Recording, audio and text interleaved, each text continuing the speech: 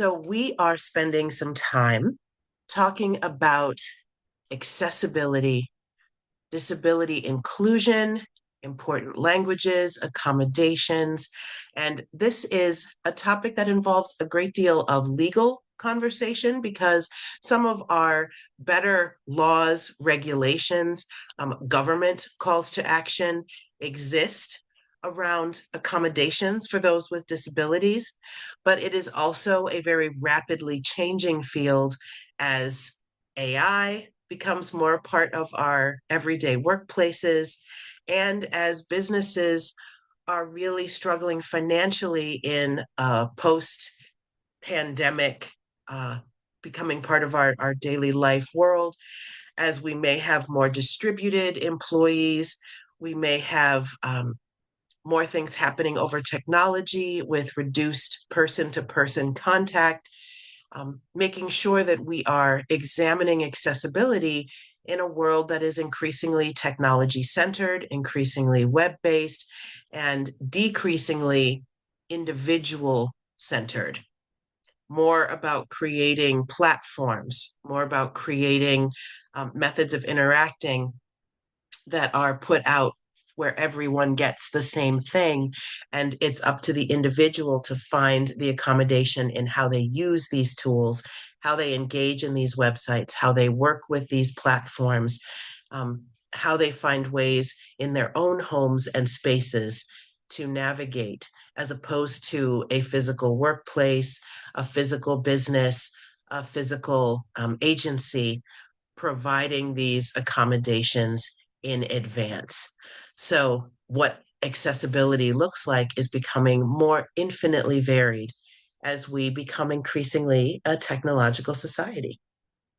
So, one of the scandalous moments that I want to open up with is to name two big areas where there is still a lot of, we'll say, not complete accord in having conversations around accessibility. We have the wilds that we called the 90s and 2000s, where something called person first language was considered the best practice standard, where instead of naming an individual's ability, we made sure to refer to everyone as a person first and then characteristics second.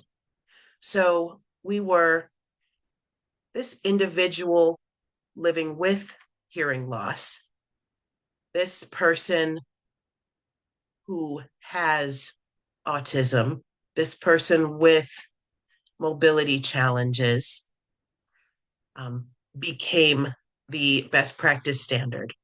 And it was very well intentioned. It was a way of ensuring that we are interacting with everyone as people, that we are promoting an awareness, a centering of care, of transformational interaction and relationship instead of transactional, that we are not defining a person or limiting them based on their level of ability. We start with the person first. And then, if there are challenges, things that we need to be aware of to provide relevant service, support, accommodation, or partnership with that individual, we can name that so we know what might be potentially helpful. But let's start with the person. In recent years, that has been challenged um, because a lot of members from these communities are saying first, well, it was very well meaning, able bodied, good folks who made this decision. It was not necessarily something that arose out of communities of folks living with disabilities. So, particularly in the autistic community, folks are saying, no, I'm autistic. I'm an autistic person. It is such a part of my identity. It is a part of how I interact with the world. I not only don't have a problem with it, I prefer to just be, hi, I'm Jen, I'm autistic, I'm an autistic person. That language, rather than saying, I'm Jen and I live with autism, um, it didn't resonate with that community. Another one is the deaf and hard of hearing community. Um, we do not frequently hear um, or read or receive information from someone saying, hi, I'm Jen and I live with hearing loss, or I am part of the deaf community or hard of hearing community. Um, Jen is more likely to just say, I'm deaf. And this is not true across the board. There are absolutely organizations and individuals, both part of communities and both people that, and also communities that where folks work with those with different disabilities who really still use and have embodied and embraced person first language. So I want us to just be aware of that and recognize that there is not a consistent agreement. Some people really prefer to simply call a thing what it is and have pushed back against person first language because there's the feeling that it minimizes the difficulties and challenges that they experience every day. It's kind of like with the BIPOC community saying, I don't see color, I see people as people. And Black and Brown folks are like, well, if you don't see color, you don't see me. That is not something that has taken on a lot of life in communities with Black, Brown, and Indigenous folks to say, well, let's be post racial in our society. Let's not discuss race. Let's not talk about it because it still affects Black and Brown people's everyday life. So to say, well, I'm not going to mention that this person has a disability, we're going to talk about this being an individual, and then we might, if relevant, add that disability later, feels like a minimization.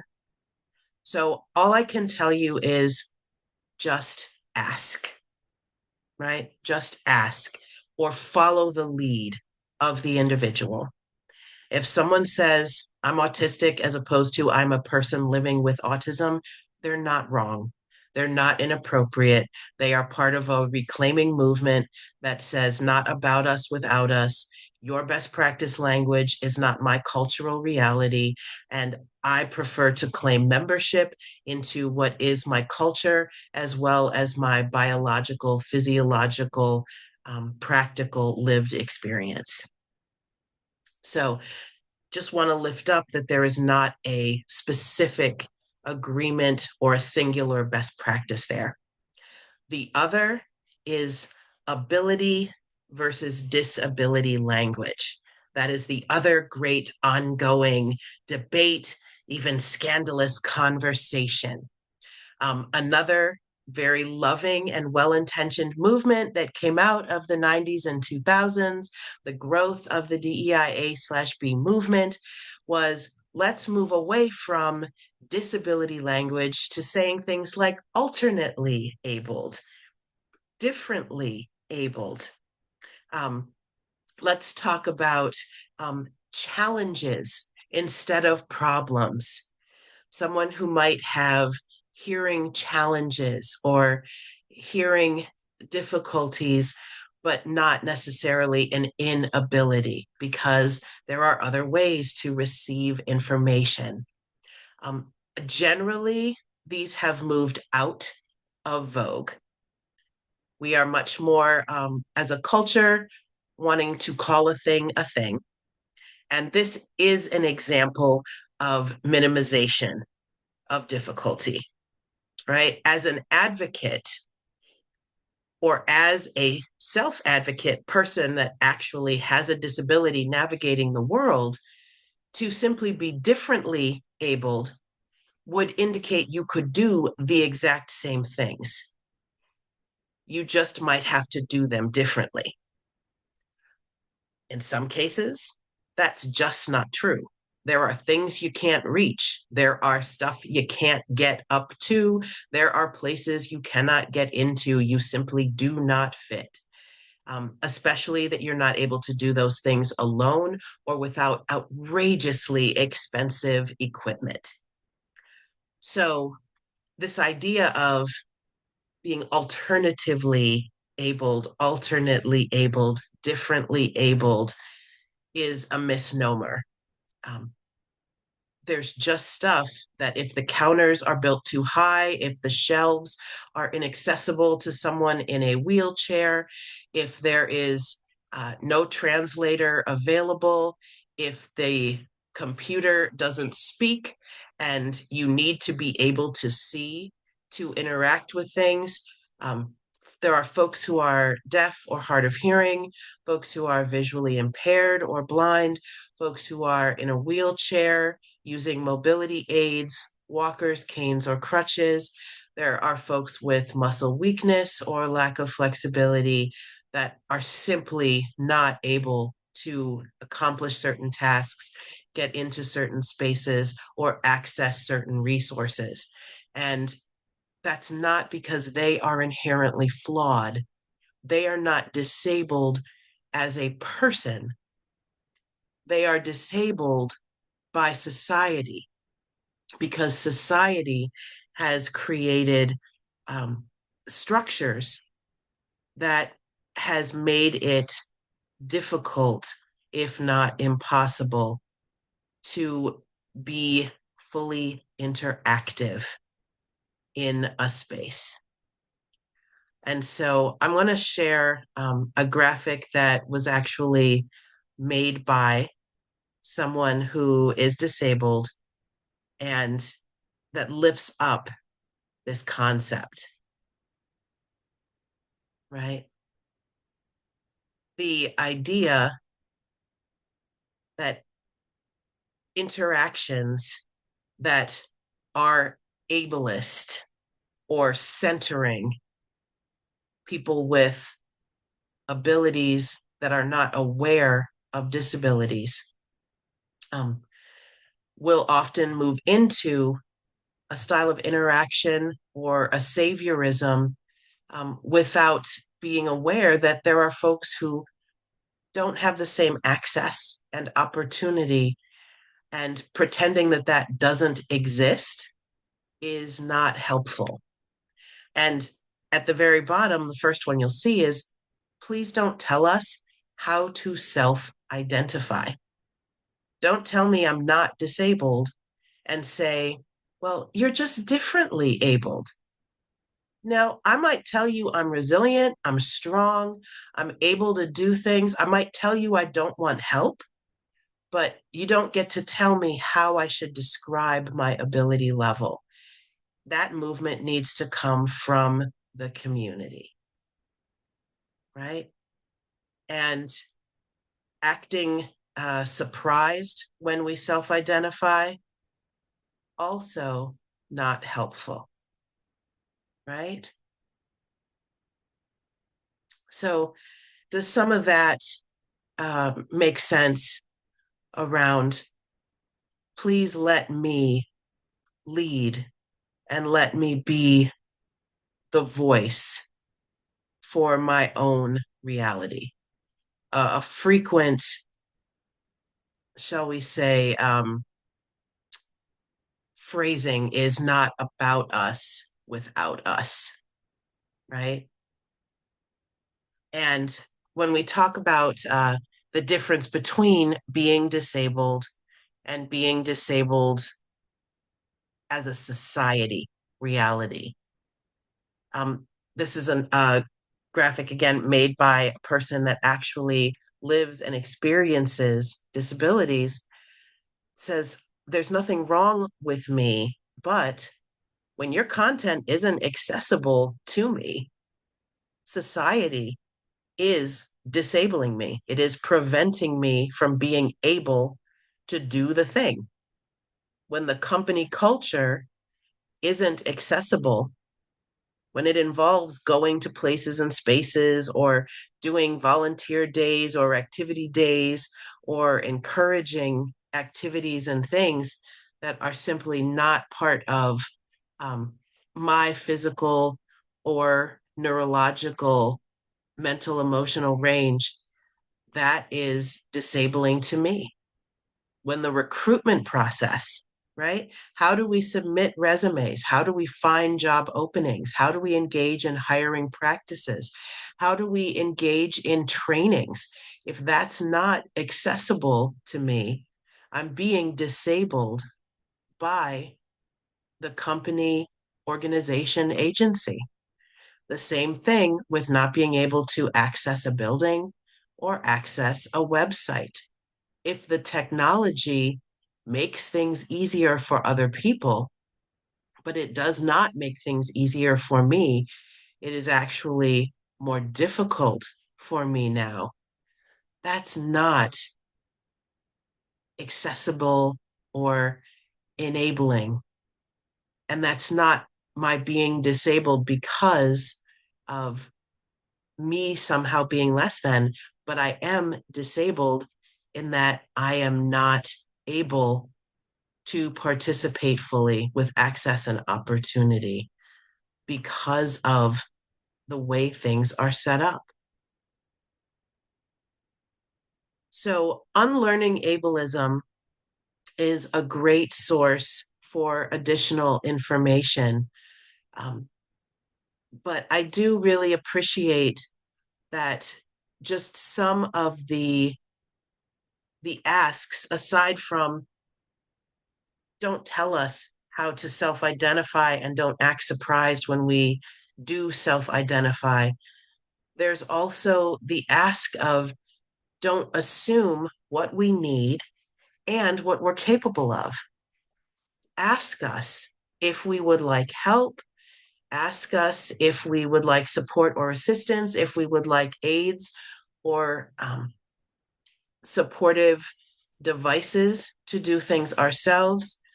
But also, how are we involving different people with different ability levels in the planning and structure phases, right? We are building websites, we are choosing learning platforms, and we may be doing that without having folks with different challenges of access. Well, of course, we're going to run into oops, turns out that this is really not helpful and not accessible for someone who has blindness, visual impairment, who's deaf or hard of hearing. Um, this requires very fine motor control. And so, someone with a tremor or with limited motor control may not be able to navigate this, right? Simply things that you have to hand sign, but use digital pens or styluses can be extremely difficult for those with muscle weakness or muscle stability challenges. Do we have alternative or multiple ways to access the same information? If we don't, then we needed to have a much more diverse team to make sure that this one way that we have is accessible to multiple people. And it's important to always have a way to get help or assistance if there is something that even our diverse team wasn't able to brainstorm around. Of course, it's going to happen that there's something we are not sure about that came up that we didn't envision or that we didn't know might be a potential problem because a lot of our technology, a lot of our adaptations are new or are just limited by our budgets and our timelines and our scope. Um, but then, where is the ask for help support? Is there the ability to make a request, to ask for some assistance? How is that built in at every level of engagement? Because it must be there. And that's the importance of not speaking for individuals who have different lived realities. but instead involving in the process. And that means uplifting not just the existence of folks with disabilities, it also means talking to an individual as if they are an authority on their own life, offering a level of respect, being willing to be in a learning posture.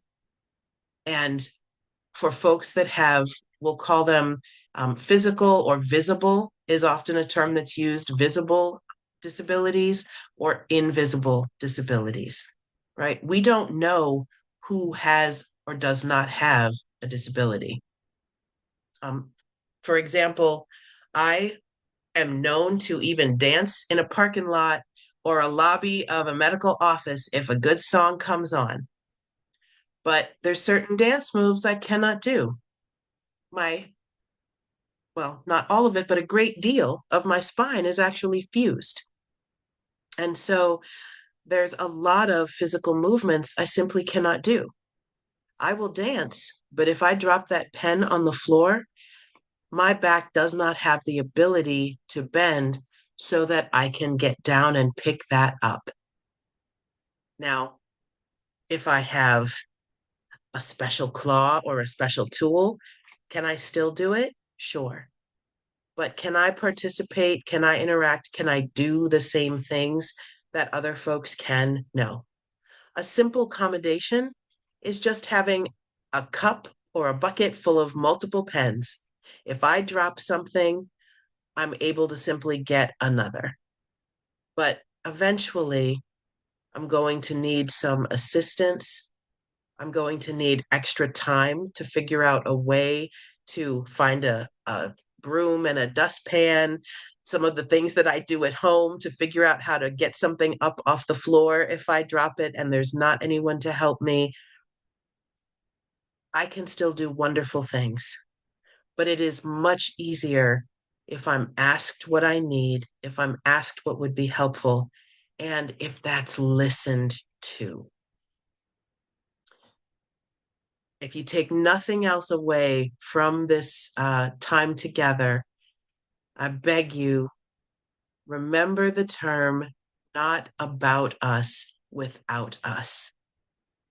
It is very challenging for individuals who are physically or brain function, mentally, um, health wise, language, speaking, different types of ability abled to put themselves in the position of someone who has to navigate the world very differently. You will circumvent a lot of potentially unhelpful behaviors by simply asking what accommodations, what partnership would be helpful in this space. One of the examples that I find particularly charming, this is just a tip sheet around a great classic part of office or workplace culture, the holiday party, right? The holiday party, one of the favorite times, yay, of the annual year. And it is often a time that is a little less structured. It's a time when we get more relaxed. We might be less intentional or thoughtful about those best practice behaviors. But as this tip sheet was put together, it was a reminder that accessibility is part of all activities. And if we don't have an integrated awareness, not just in the physical building, not just in the systems and the policies and procedures in place, but also in the culture of an organization, whether it's a church, a school, a workplace, a social group, then we will be excluding certain individuals. So even as part of our fun or leisure activities, are we keeping a mindset that centers accessibility as part of it?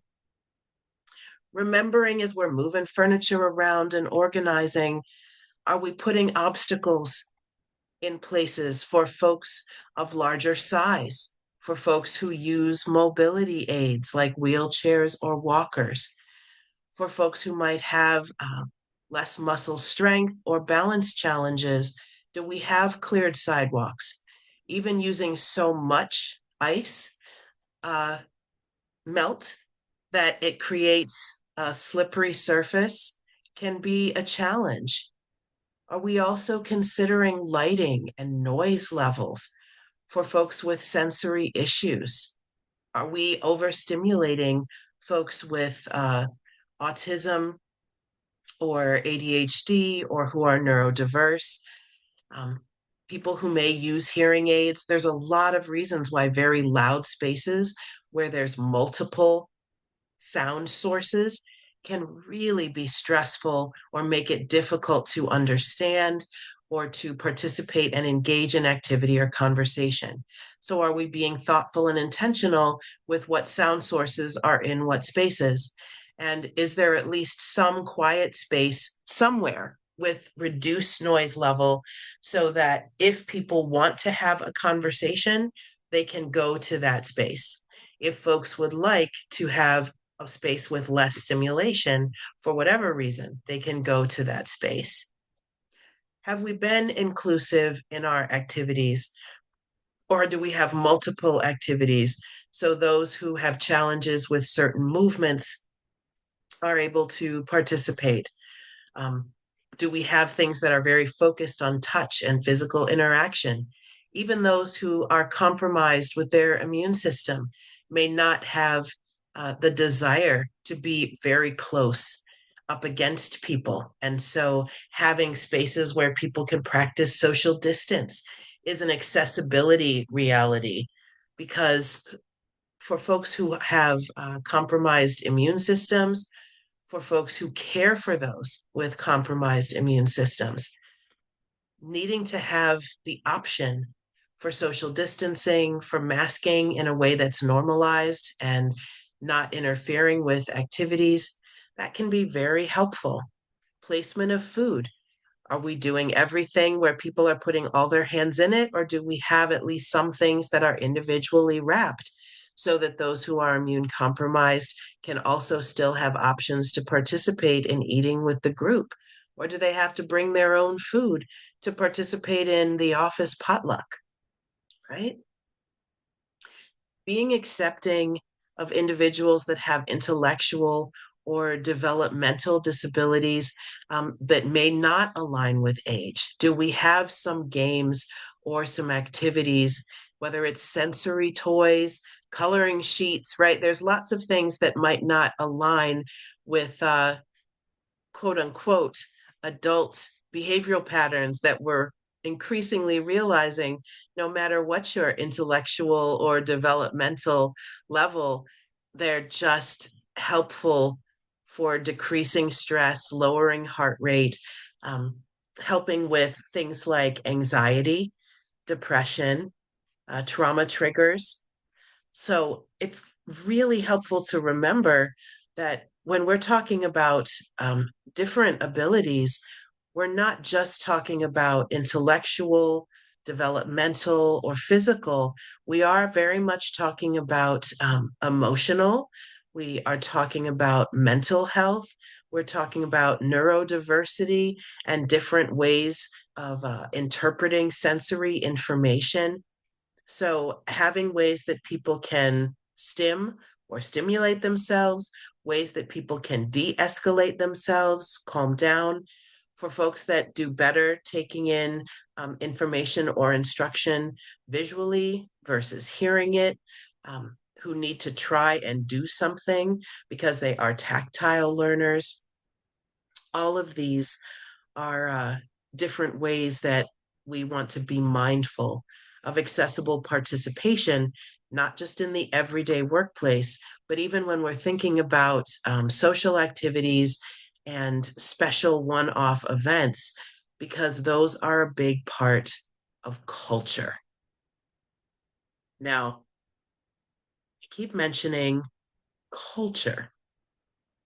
What are we talking about when we say that there's a difference in cultural realities as opposed to this is what is legal, this is the accommodation that is just part of who we are as an individual organization or group of people gathering.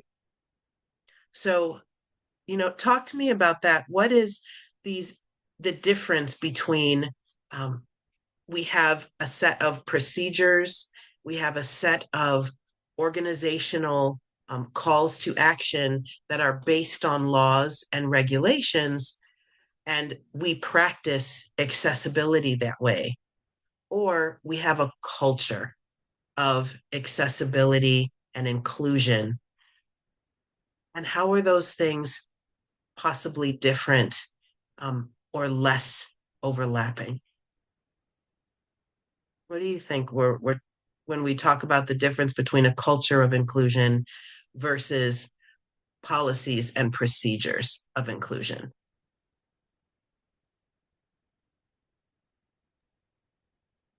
The way I think about it is culture is how we are.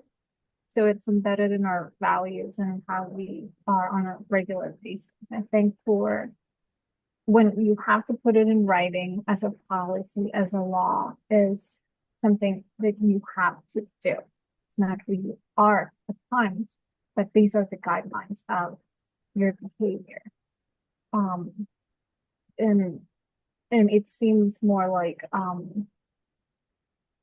it, it's um it could be optional in some cases if you feel like, well, it's just really there, but I'm part of who we are.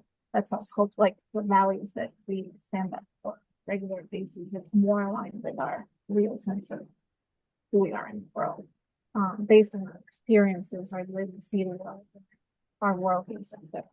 Um, I think that when we think about laws and regulations, that's part of a culture in itself, a culture that praises the written word, a culture that wants to have control over things. And one of the ways to do it is put it in people into boxes and things like that. So I see it that the written word and policies and documents is an expression of culture. And that culture exists in the culture of our institutions and the world today. But it is not the culture of a lot of us. It's because we come from a different set of guidelines that are not necessarily written. Flawlessly stated. Flawlessly stated. This is a helpful categorization that has really encouraged me. Um, these are some of the categories of types of accessibility and inclusion, right? We do have physical inclusion, and this is often related to physical disabilities. Um, how do we look at access, at transportation, at regular bodily functions? So, using restrooms also, if folks are there all day, how are they able to eat, right? Do microwaves, refrigerators, uh, spaces where tables are, and where we store those tools, types of foods that are available. Are we looking at just regular bodily functions and daily necessities being inclusive in a physical way where they are accessible by all who might be in the space? But when we're looking at cultural inclusion, physical is the type of inclusion that is most frequently addressed by policies, procedures, and laws. It's very observable, it's trackable, it can be done with minimal involvement from the actual folks experiencing challenge. There are standards that are governmentally established, make doors this wide. make toilets this high or this low. But we see cultural inclusion um, more often uplifted or not uplifted in other areas such as psychological, organizational, and social accessibility. Psychological accessibility is the information getting out early enough that if accommodations are needed, they're able to be put in place, is a way to navigate if something isn't accessible. Um, is that helpfully being built into the process? Even if someone is able to do something or participate in it, are they safe doing so? Are they going to be stigmatized or badly treated? Are they going to experience shame? What about physical harm? What if, yes, I could do that, but it is dangerous for me in some way, shape, or form? It doesn't allow me to do some of the calming or some of the self care activities that will keep me from experiencing psychological or mental health harm from participating in this space, right? And these are useful not just in talking about folks with developmental and physical disabilities, but also when we're talking about any folks who are on the margins of society. How are Black, Indigenous, and people of color? How are LGBTQIA plus individuals? How are neurodiverse individuals? How are immigrant or English not as their first or primary language individuals able to access safely in a timely way with wayfinding support the social spaces, organizational policies and procedures, um, and physical realities of the organization? Are they able to do that with psychological safety and a lack of hurt, harm, trauma, stigma, or attack? So, this is a great um, vetting system to look at in terms of basic site audits, equity audits, just doing a quick check in when planning events or having discussion spaces.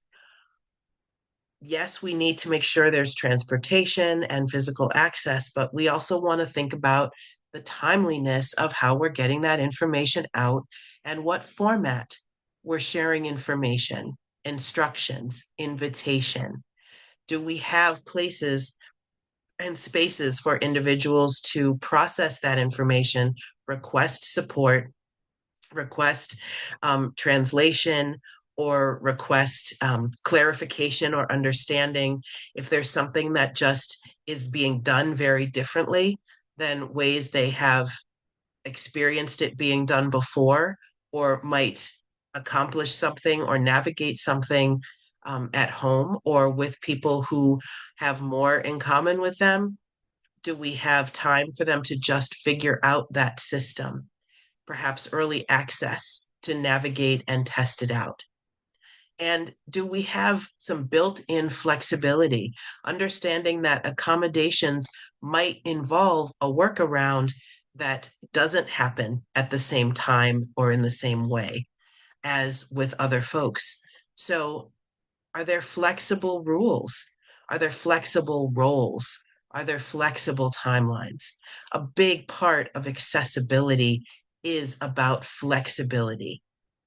And it is also about social support and inclusion, a lack of stigma, a lack of active hurt or harm, a lack of shame, um, that culture of accessibility that involves welcoming, involves curiosity, the ability to ask questions, avoids prejudice, and uplifts that it's not just doing the work to be more inclusive, it's because being inclusive, there's even really good science and survey data that organizations, places, and spaces that are inclusive tend to exist longer, be more stable, have better employee retention, have lower training costs, and have mentorship activities and pathways to leadership that are more fruitful, even higher profit margins for a capitalist society.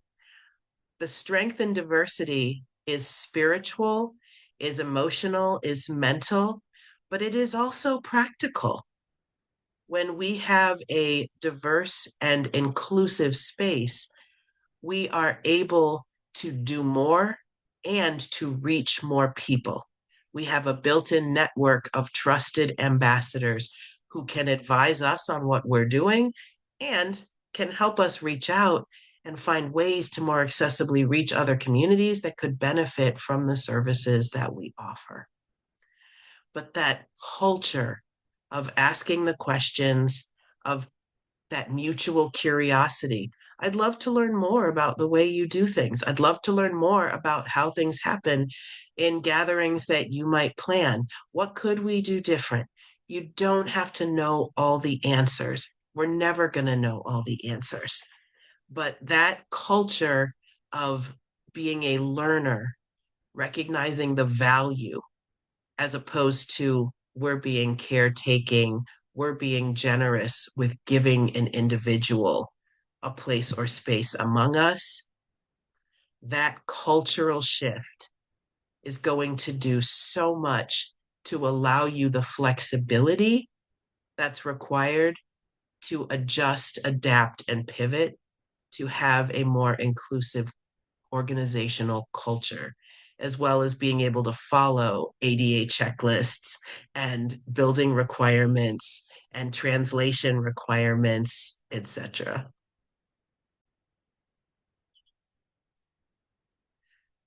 So it is, and none of us can deny, a completely new world, a new reality, and one of the major areas that we are growing, changing, and expanding in how individuals are interacting with our spaces, our contexts, our organizations is around technology, is around the use of artificial intelligence, um, is around using Translate apps and devices instead of individuals, is about creating systems that people are accessing from their homes or from remote spaces instead of coming into physical sites or buildings. So, a lot of the conversations that we might have had historically around what kind of accessibility are we practicing in the activities we're offering in a physical space? What kind of accommodations are in the physical space so that it's accessible, and different activities, bodily necessities, participation, engagement on a face to face basis are happening in our buildings with our tables, with our counter heights, with our door width, with our toilet distance from the ground. These are becoming less of an issue as more and more activity is happening online. So, how do we ensure that these brand new, changing digital interfaces are part of our accessibility learning? And because there is so much good federal regulation around physical spaces, I want to spend less time on those physical spaces and more just uplifting how are we making sure to still hold space for the conversation on the newer frontiers, because there is not a lot of federal regulation on what does accessibility appear as in virtual reality, right? How many of us have extensive accessibility policies around our websites, around our on demand classroom or portals, uh, emails, graphic design, social media for an organization? Very few of us even have an accessibility policy or have had that conversation, much less have specific organizational structures. So here's just a start to the conversation, right? If we're thinking about digital accessibility, are we using colors to convey meaning? We should use a combination of colors, shapes, and text. Remember that for those who are visually impaired, those who are colorblind, um, those who are from other cultures, quite frankly, where red might not mean stop and green might not mean go. That is not a universal reality, right? In a great deal of Africa, white is the color that is used at funerals and for mourning clothes, whereas black is an energetic power color.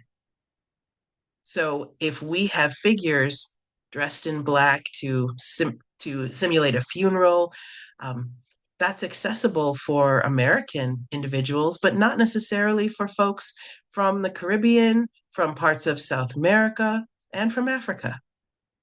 So color associations are very cultural. Shape associations are very cultural. Um, Remembering that if those who are visually impaired or hearing impaired are having their screens read to them by an app, we don't want things that are embedded on a graphic so that those words can't be picked up, they can't be read.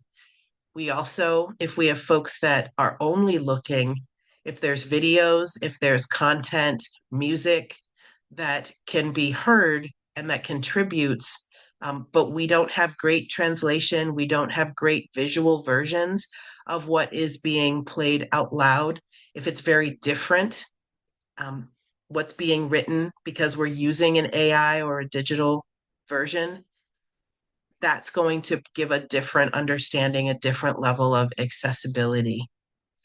Um, we also might want to be extra artistic, right? Using complex or cluttered layouts, nested menus, hover things where you have to move your mouse over something to make another picture appear or to make instructions appear. Even in this increasingly digital world where we want to have the best website, we want to make things look modern and sleek, that's actually the opposite of what's helpful for accessibility.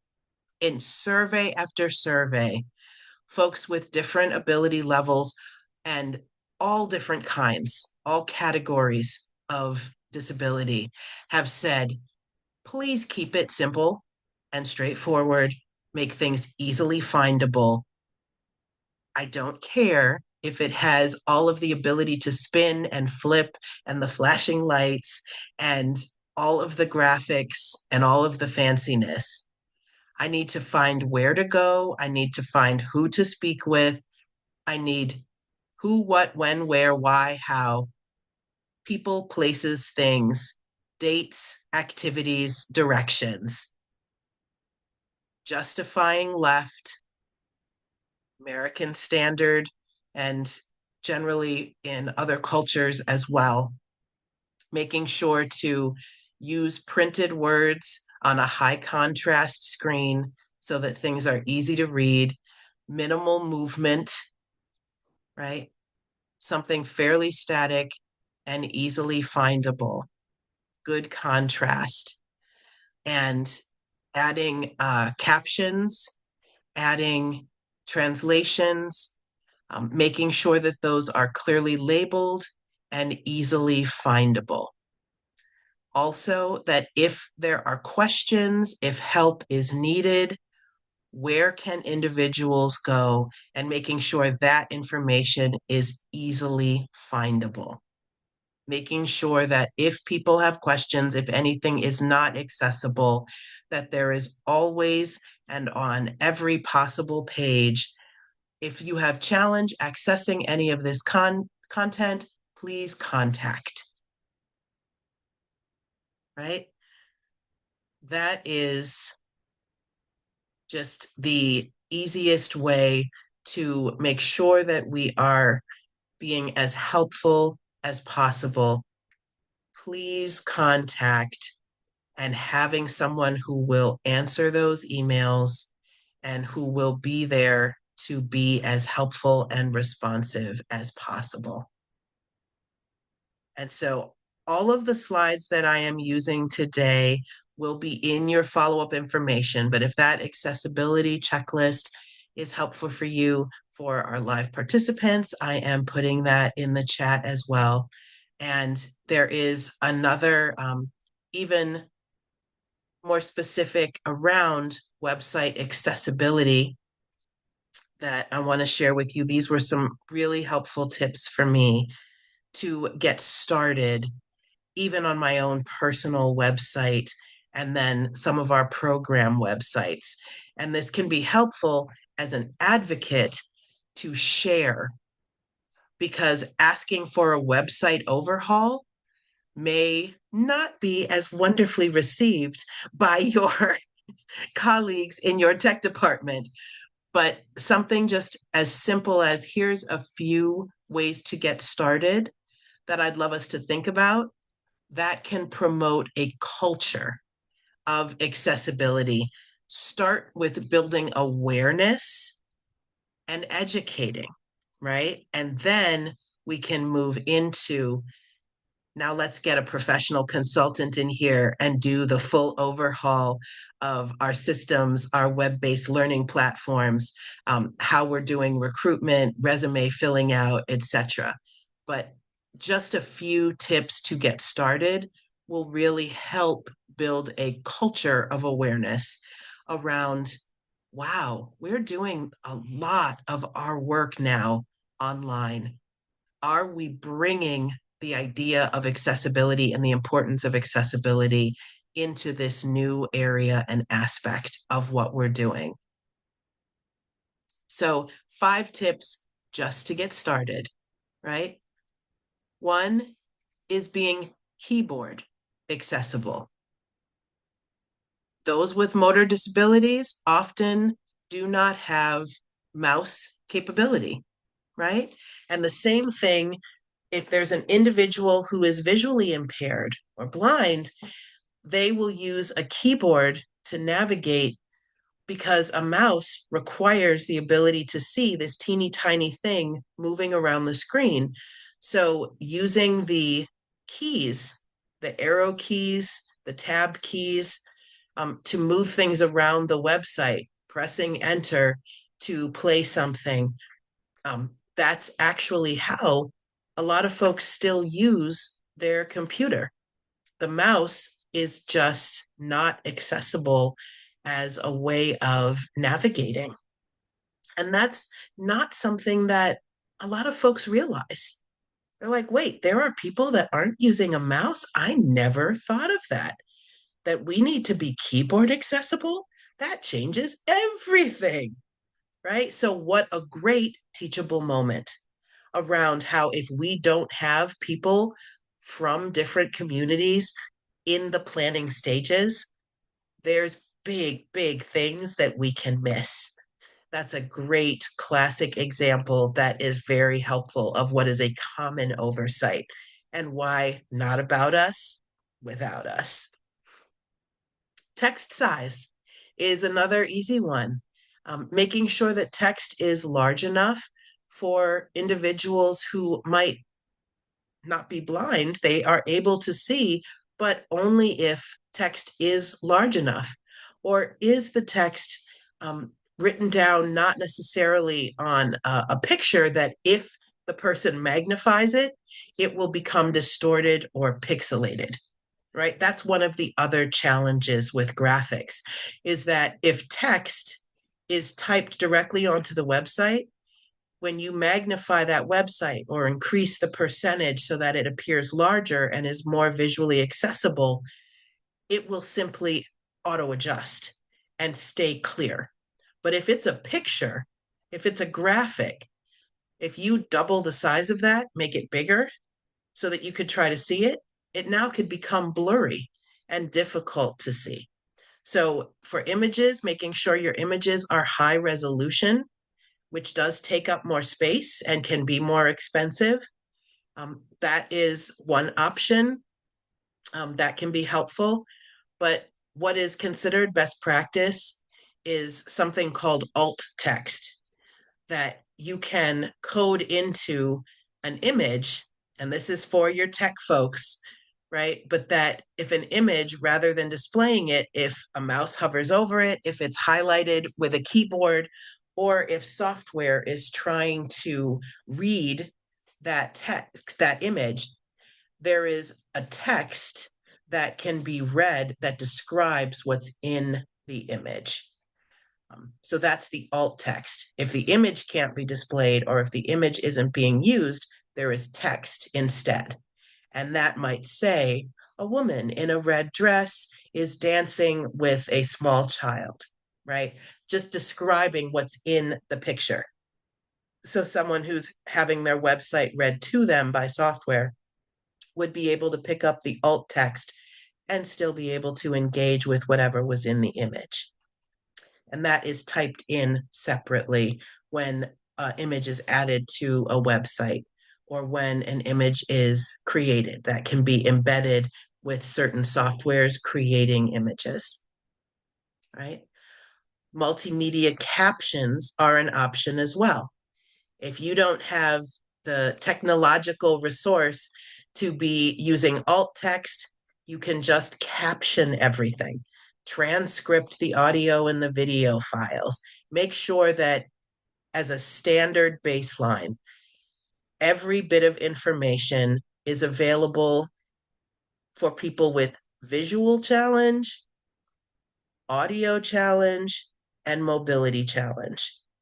If folks can't see, can they listen to something? If folks can't hear, can they look at something? If folks have language difficulties or stability challenges, is there a way to navigate and move the page that's fairly simple so that they can get to what they need to get to? And then also, since we just talked about image alt text, we have meaningful link text. Again, as much as you can type out that is just basic, essential information on a website, it is going to be infinitely more helpful because there are lots of great softwares that are out there where individuals can convert things to a different language. They can convert things to an image. They can convert them into printed language. But if you don't have something typed out, it's much harder for software to do that. So saying things like, click this link here, and having the text of the link, having a description of where the link will take you. But just saying, click on the link, and you have a picture with no words. Well, where is the link? That's not easily accessible. So use words, not images when possible, or add words, add clear descriptions and instructions. Click on the image to go here. Click on this thing to go here. Make sure that you are not assuming what people understand or are going to do intuitively, because that's very different based on culture, country of origin, age, ability, cognitive level, and what software can read or tell you to do. So again, if that's helpful, I'll put those tips in the chat and for our live participants, and also make sure that that is in the follow-up resources for those that are watching this online. But again, it is impossible to name every area of accessibility challenge. This is very much about engaging and involving members of the community that you work with, partner with, and serve, to do field testing before you roll out new technology, to involve in the planning phase, have people that are available to help, particularly for the first 3 to 6 months, depending on the frequency that people interact with your services. So, for example, folks who might come to the doctor once a year for a checkup, you might need 1 to 2 years of having a tech help desk present in physical sites. Whereas if you have folks who come each week, right? And working at a church or a congregation, we needed about 3 months of extensive tech support because even people that didn't come every week, when we made the switch and added some new listening devices, added some new screens, um, we had to explain that each week. We had to have some help people, train some ushers to be in different spaces around the room if folks had questions. Nope, there's no paper bulletin anymore. It's on the screen. Um, and people answered those questions, and it took us about 3 months. So, what is the frequency that folks interact with or engage with your work? And that will help you figure out how long you need to have a face to face person, accessibility, intensive, immediate responsive helpline, some level of support provided. How often are people accessing your website? How regularly are they checking with your social media? Um, and that's only going to come from being in frequent and regular relationship with individuals and making sure that you are checking in with them through the development phase as well as the execution implementation phase. How is this playing out in real life? How are you experiencing this? And then having that flexibility built in. Are there multiple ways to do this? Is there a willingness to pivot?